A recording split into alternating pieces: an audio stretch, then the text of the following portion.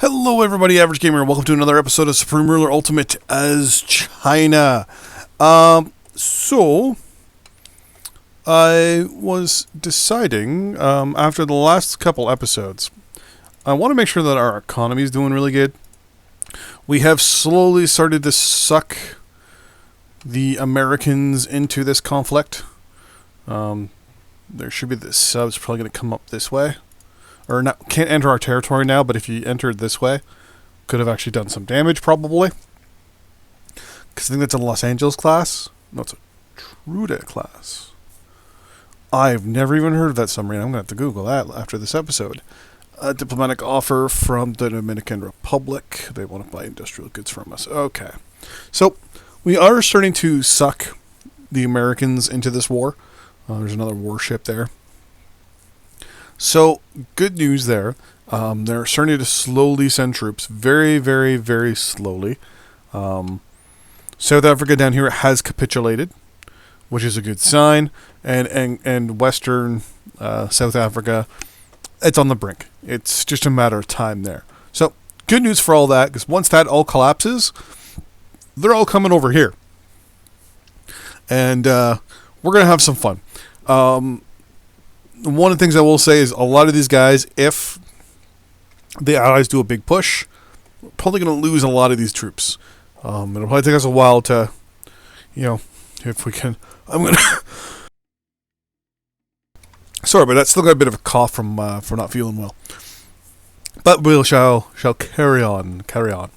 So, my big worry is obviously if they get a lot of troops, they'll do a big push through here. So, we got our units in reserve just in case. What we will probably do is land troops here. And what I'm going to do is I'm going to actually station. Airbase there. Yeah, there it is. Okay.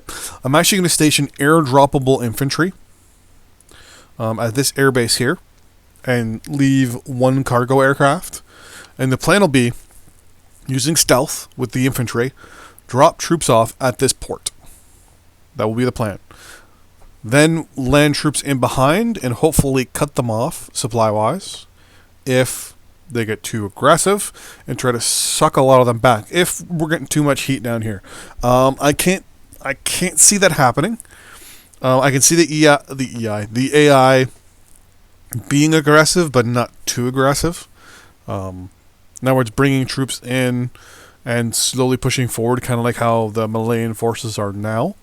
But other than that, I wanted to look at our economy today, because our economy is something that's obviously very, very important. We need to make sure we're still doing good. So for trading-wise, we're losing money on rubber, which is expected. Or, we're bringing in rubber. That was to be expected.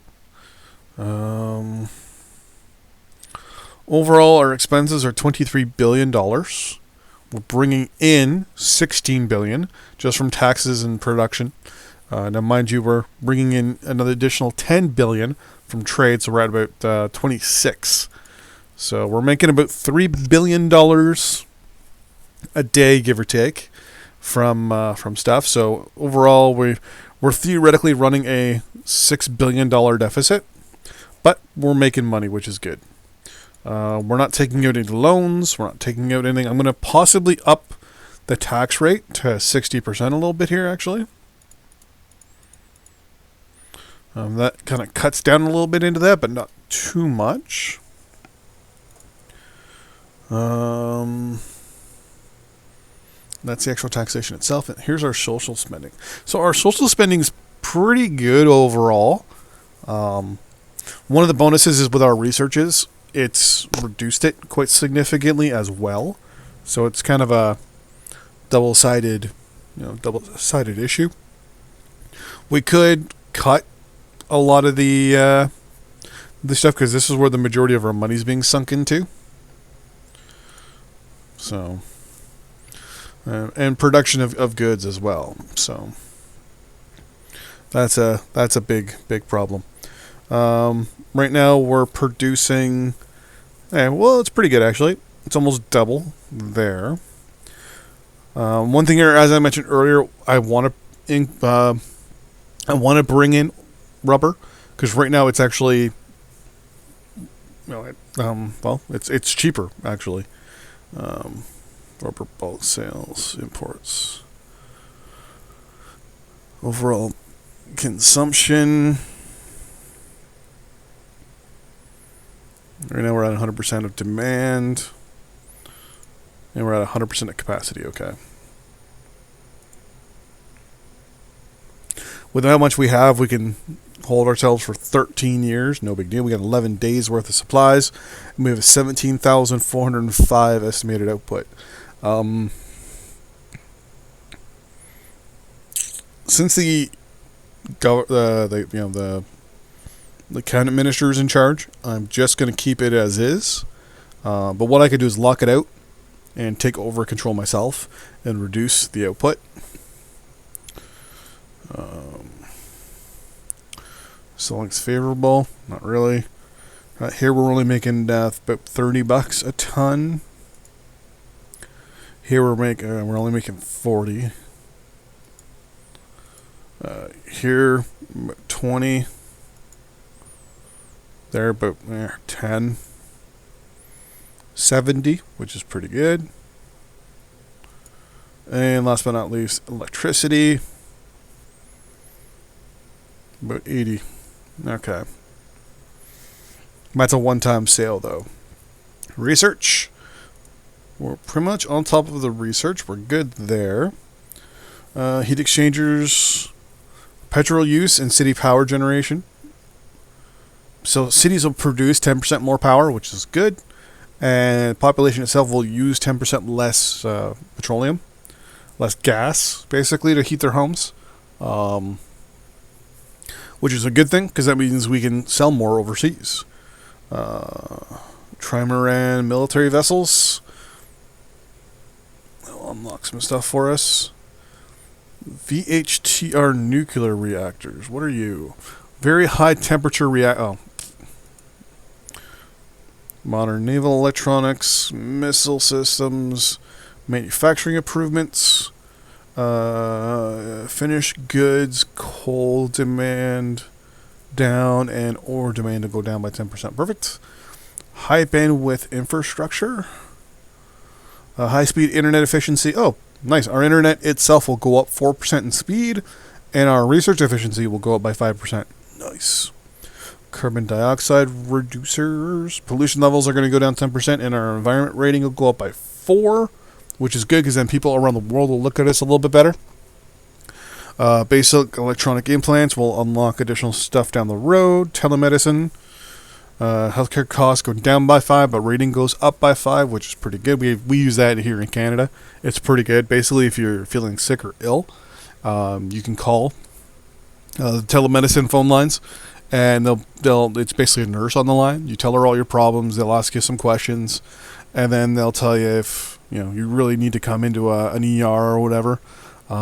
If you need to go into a walk-in clinic, they'll actually, usually about 40% of the time you need to go to a walk-in clinic, like 10% to the ER, and then the remaining 50% they're like, you know what, no big worries. All you gotta do is go to the local drugstore, pick up the following things, and you should be okay. If nothing gets better in the next blank amount of time, call us back, and usually they'll set you up an appointment to go see a local doctor or something. It's pretty good. In that 40%, when you have to go to a walk-in, for example, instead of the ER, that 40% of the time they'll actually call ahead of time to the clinic with all your health information, your health card number, and all your basically your medical charts and all that stuff that they have access to, because it's the government, and that way when you get to the doctor, they'll be like, hey, you have an appointment at 4:00 to go see Dr. Whoever at the following location. You're like, cool, okay, thank you. And it's usually same day, so that's pretty good. RFID tagging. Healthcare costs go up by 2%, but our rating goes up by 1%, though, which is also offset then by the telemedicine, which is pretty good.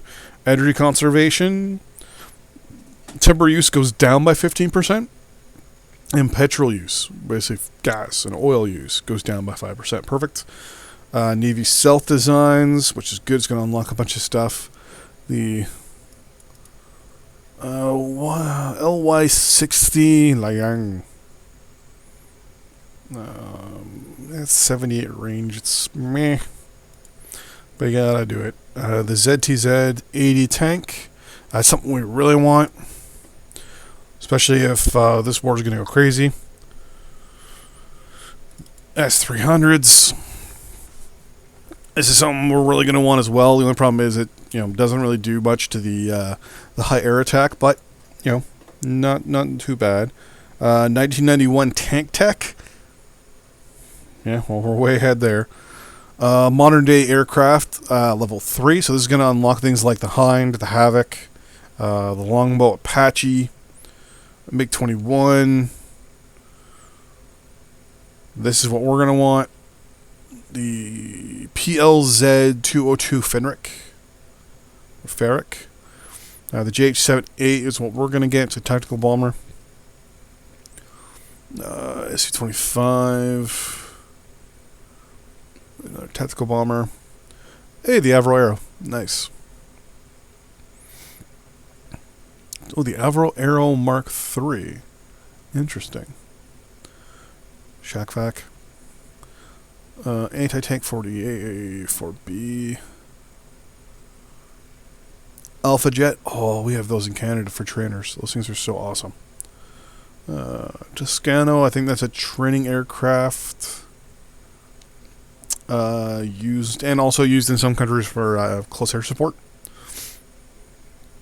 MiG-35 Fulcrum?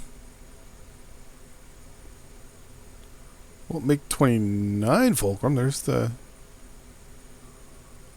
Joint Air Service Gripen.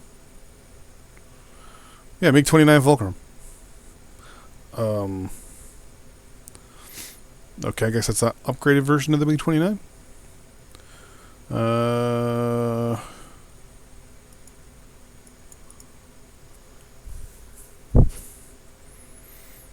Fuel of 540. Range of... wow, that goes fucking fast. Engage everyone at 100. And 330 as a range. Oh, fuck that. Seriously? Range of 330.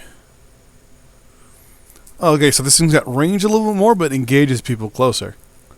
And it doesn't go as fast. So it's slower, more range, and doesn't... That's stupid. There's no point in getting this. It's supposed to be the next level. It takes more fuel, but... Nah, it's a useless aircraft. Modern Aircraft 2... So that's going to unlock... Oh, F-15. I wouldn't mind getting me one of those. Or like an entire squadron. MiG-29K for the Navy. Oh, this would be good. I would love to get this. Throw this on our aircraft carriers and you're fucking laughing. The Phantom. Oh, AWACS. Perfect. Buy those from the States. Horizon, where are you? Kind of look like Kiowa. Lots of stuff here to research, probably. Oh, C-17. That'd be something we really, really, really want to get. It's kind of one of these, I want to piss off the Americans, but at the same time, I know... Sorry about that. I really know if that... I could probably get away with fighting a war with them here, but then also buying equipment from them. Which would be rather humorous. Uncladders, disease, causality. Oh, that's a missile. Whole bunch of missiles that we're looking at. Man-pads. Oh.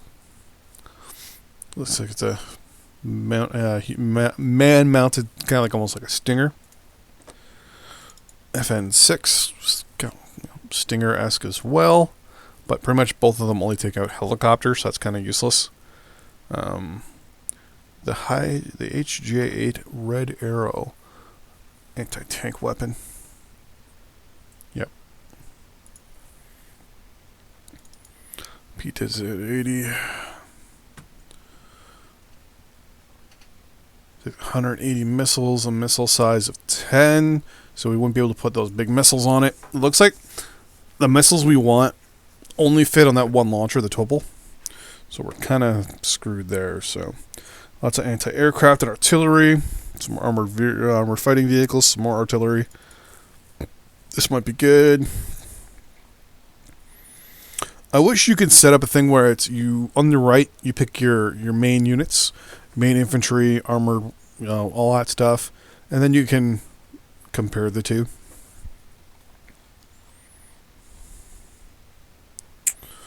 Oh well, so that is that. I'm going to unpause here and just go to fast. Let the... Why is this aircraft carrier... I'm going to put these guys down here.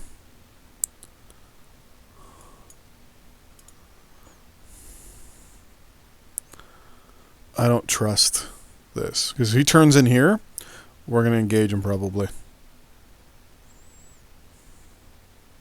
Yep.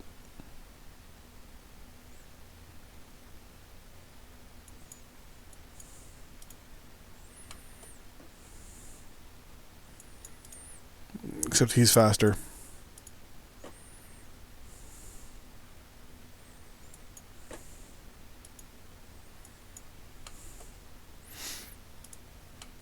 Oh, they tried pushing up a little bit here.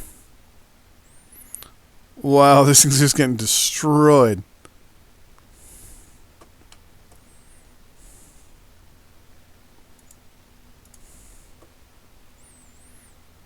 They're just getting obliterated. 75 millimeter self-propelled gun. Okay. What I'm going to do is something really... probably not a good idea. But I want to egg them into bringing more units forward. So what I'm going to do... You're going there. You're going there. And you're going there. This should kick off them to advance back. We're going to highlight all of them. Go, I want ground units only.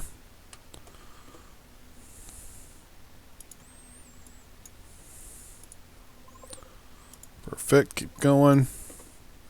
Alright. And now withdraw back, please.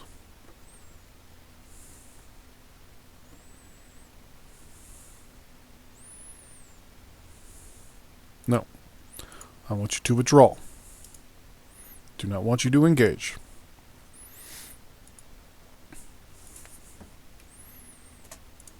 The plan's going to be to now put garrison units in every single one of these little villages.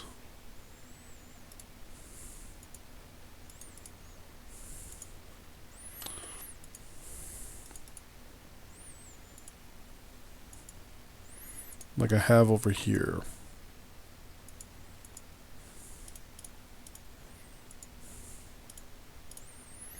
I'm not too worried about those guys.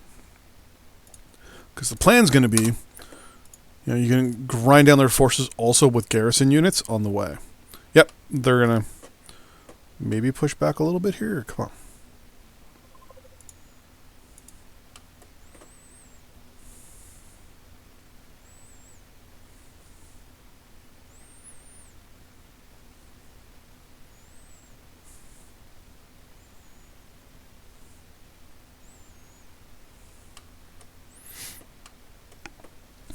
I mean, our missiles are definitely causing a lot of problems as well, as we learned in the last episode.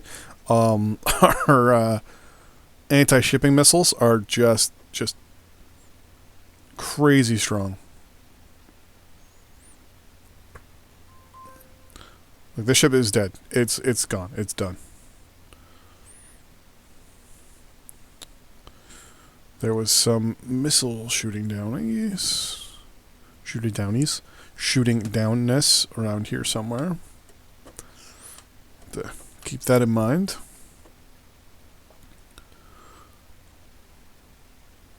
And why is Norway... I thought you guys were like in cahoots with these guys.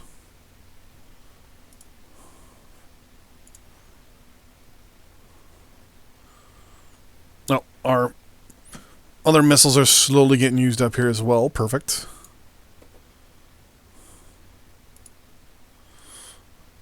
Krakens. We're going to unload.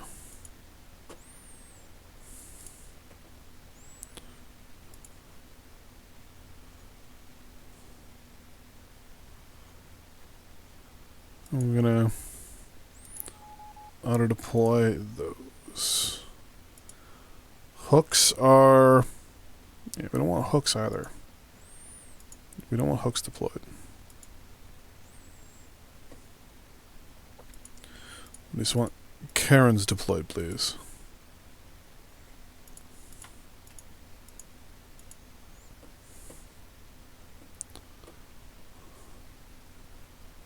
No hooks. Oh, I just did it again. Son of a bitch.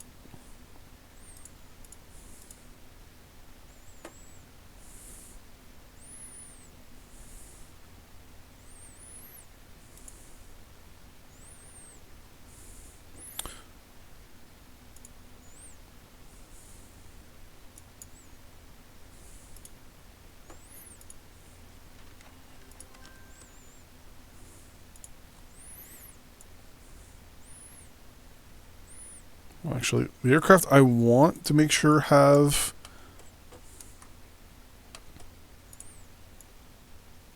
are these ones. I want all of these guys to have...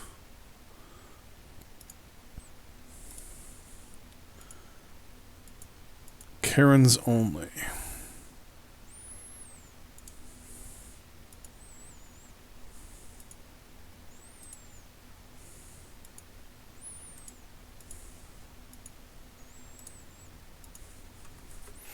That's it. That's all I want these guys to have.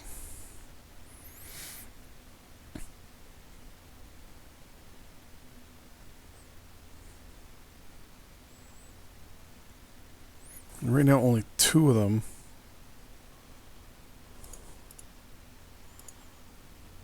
There we go, 8.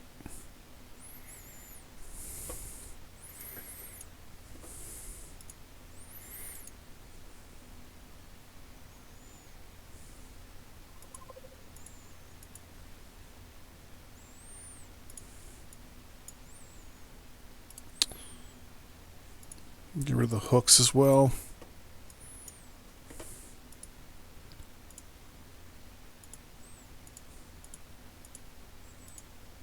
Unload them all, please.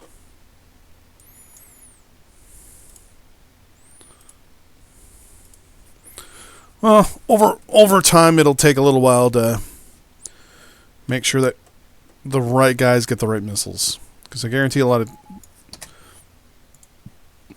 these guys have the... okay. Oh, I picked one of the other aircraft here. Where are you?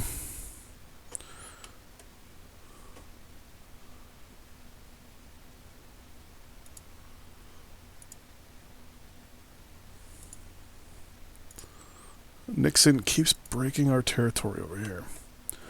What was it this time? There it is right there.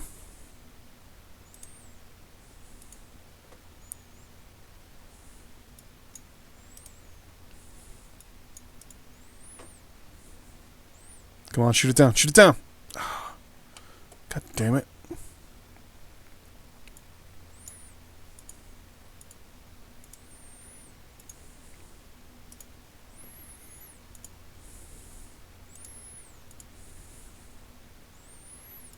Patrol.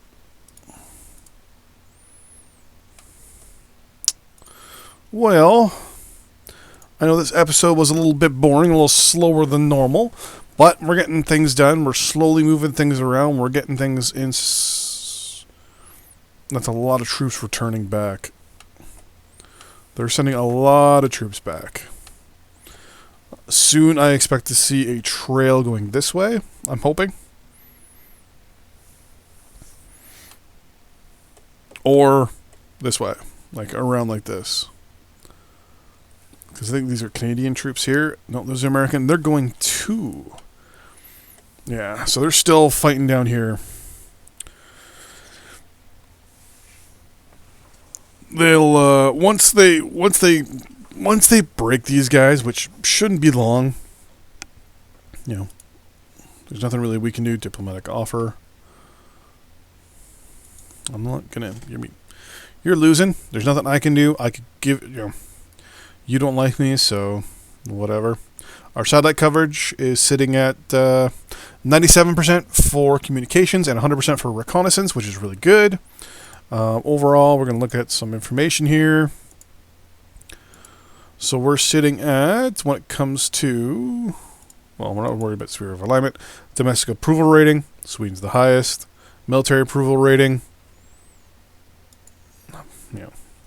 looks like Dohome and a whole bunch of other countries are all at 100%. Treasury, we're number 1. Portugal's number 2. National debt, the U.S., surprise, surprise, is number 1. GDP, wow, we're actually getting up there. We're sitting right here. So we're in what? 2, 4, 6, 8, 10. We're in the top 19, so top 20, which is pretty good. Population, we're number 1. Pakistan's catching up slowly, but they're getting there. Overall, countries at war right now: China, Malaya, Portugal, and Southwest Africa. Destabilization activity. Perfect. So these are all countries that we're basically allied with. Overall unit kills, we've killed almost 10,000 units, which is really good. And there's a lot of countries that haven't killed anybody. So Malaya's killed 133. Not many of those were ours, for the record. Overall unit losses, we've lost 1,546 so far. And if I'm not mistaken, about 1,500 of those are from our war with Russia. Overall military casualties, we've taken almost 1 million military casualties around the entire world, which is no big deal. Land lost, we haven't lost anything. There are some countries that have. So Southwest Africa, Pakistan, Nigeria, Sierra Leone, the United Kingdom, and Cyprus have all lost territory. We've gained 13.9 million square kilometers, basically Russia, Mongolia, and a lot of the former Soviet republics. Got all of them. Military size, we have 6.17 or 6.17 million total military troops. This includes support staff, aircraft, you name it. So if we were to go to war right now with Europe, I would have no problem with it. The U.S. has 2.24 million, so 2.25 million basically. All we need to do is activate half our military, and we would outnumber them. Production-wise, we outproduce them everywhere. So we have 98 land. Actually, let's see who has the biggest production. Wow. France is number 2, actually. Okay. So it goes us, France, the U.S., the U.K., Italy, and then Canada. Interesting. So those are the big countries we have to worry about, to be honest with you. Overall, we've got 98 land production, 77 air production, 61 naval, and 46 missile production. France is 22, 42, 11. And the U.S. has 25, 30, 11, and 11. Is it just us and the U.S.? Wow, a lot of countries have zero production capabilities right now. Mental note on that one. Cuba has 1. So pretty much every country below Cuba here is prime target for war against and aggression against, because every one of these countries has zero capabilities, meaning that if we were to bring our troops to bear on them, there's nothing they could do. Most of their troops are probably, looks like it's all African countries too. Kuwait's here. Most of these countries probably buy troops and units from other countries in conjunction with garrison units. So they're all easy pickings. Next one up for here, page 3. Type of government. Southwest Africa is the only colony left. Everything else is dictatorship, communism, monarchy, and then a whole bunch of democracies. Meh. Countries in size. We are number 1. Canada is number 2. Followed up closely by the United States at 100,000 kilometers difference. Then Australia is getting there, and then it just drops right after that. Well, I'm not too worried about that. Allies, we have 5. The country that has the most allies is Portugal. So if we ever wanted to go to war, our plan would be to go to war with Portugal, because that would give us a big proxy war to fight. Overall, we have 1 enemy. Southwest Africa has the most at 2. Pretty much everyone is liked by the UN except for us. Our UN subsidy rate is 43%, which is horrible in comparison to everybody else. Voting polls, who gives a shit about that? Poll ranking, not to worry about that because we don't do any of this stuff. Supporting voters, yet again, don't care much about that either. Political leaning, don't care too much about that. And government, we already know we're communist. All right, so here is the overall scores. So first off, total score is New Zealand with 126,000. We're at 62,000 for total score for stuff. So that's like research, that's everything combined. For a diplomatic score, so the highest diplomatic score right now is New Zealand. They're sitting at 94,000. We're at 43,000, so we're not even in the top 20.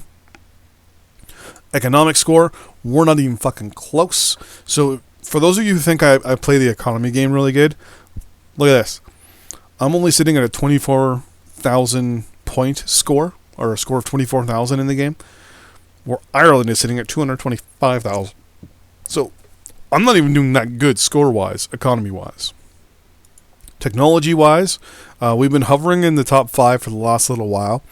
We are now probably, when it comes to aircraft and land systems, we are the most advanced. We still lag behind in missile tech and naval tech. So we're getting there, though. We're catching up really, really fast when it comes to naval tech. When you think about it, we started the game in 50-something.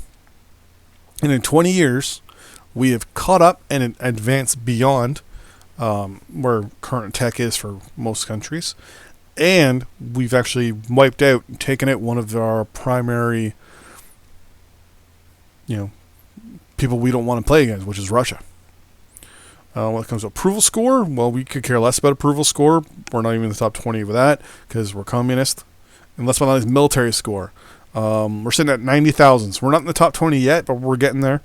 A lot with military score is, military alliances and all that stuff and military efficiencies and things like that. So we're not too worried about all that stuff because later on, as the game goes, we're going to be knocking off other countries anyways. So we're going to be the only ones left to get the score. So anyways, thanks for watching. See you next time on the battlefield. Bye-bye.